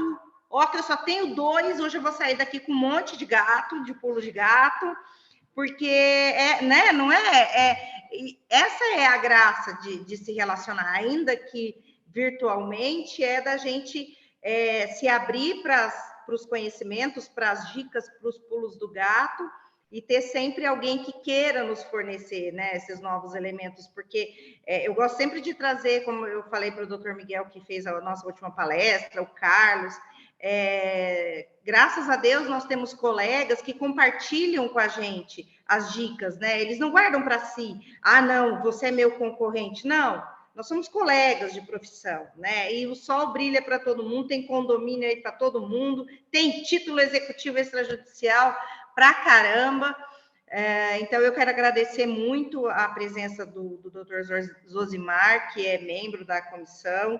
Ele já foi o relator lá nos nossos estudos mensais, agora nos prestigiou aqui com essa palestra, que é a mais aberta, mais abrangente. Agradecer a presença de todos vocês que estão aqui, da OAB Santana, que se não desse essa oportunidade, não teria comissão, não teria palestra, né? Mas quem forma tudo isso são vocês, né? São os membros, o pessoal que vem participar e contribuir aqui nas nossas palestras. Doutor Vieira, a Cíntia gostaria de receber o material, eu vou anotar aqui também. E a doutora Riva, doutor Vieira, que ficaram aqui nos dando apoio, e muito obrigada. Quem vai bater a foto aí de todo mundo? Abram suas câmeras para a gente fazer uma foto bem bonita. Você faz, Ozi, o print aí? Pega mais de um aí, esse pessoal que está no grupo lá. Eu vou fazer uma aqui, mas eu vou ter que fazer em 2 rodadas, porque eu não consigo... não consigo nem sair aqui agora, peraí. É aquilo, né? A gente tem dificuldades, mas aí, ó, já estou sabendo fazer um monte de coisa. Pronto, vou fazer aqui em 2 rodadas, porque temos muitas pessoas... Uma foi, deixa eu fazer a página 2 aqui. Pessoal, abram as câmeras aí para a gente ver os rostinhos. Não querem só os nomes. E aí, então, só para pincelar e falar mais um pouquinho, eu peguei alguns casos só que dá para fazer, tá? A gente tem uma infinidade de tribunais, de medidas que dá para usar. A gente precisa começar a pedir, né? Criar, que nem o Carlos falou, também não jogar lá para o juiz, porque o juiz nunca viu, mas... Vamos trazer essas novidades, né, para o auxílio dos nossos clientes, né? Claro, se nós advogados não provocarmos, né, quem o fará, né? Deixa eu aqui que eu estou printando, depois eu coloco lá no Instagram da comissão. E também quero aproveitar para dizer que quem quiser participar da comissão é sempre muito bem-vindo. Pode me mandar um e-mail, suzecruzadv@gmail.com, Suze, S-U-S-E. Doutor Vieira, o senhor encerra os trabalhos? Parabéns, doutora Suzy, pela sua comissão também. Ao doutor Zosimar, foi uma grande palestra, obrigado. Obrigado a todos que prestigiaram essa grandiosa palestra. Obrigado e boa noite. Então, boa noite, gente. Estamos encerrando os trabalhos aqui. Muito obrigada pela participação de todos. Boa noite, Deus abençoe e até a próxima. Ô, Suzy, não é você que está gravando? Só toma cuidado. Não, é a Riva. Tá. Tchau, gente. Obrigado, viu? Tudo ok. Obrigada. Obrigado pela Riva. Boa noite.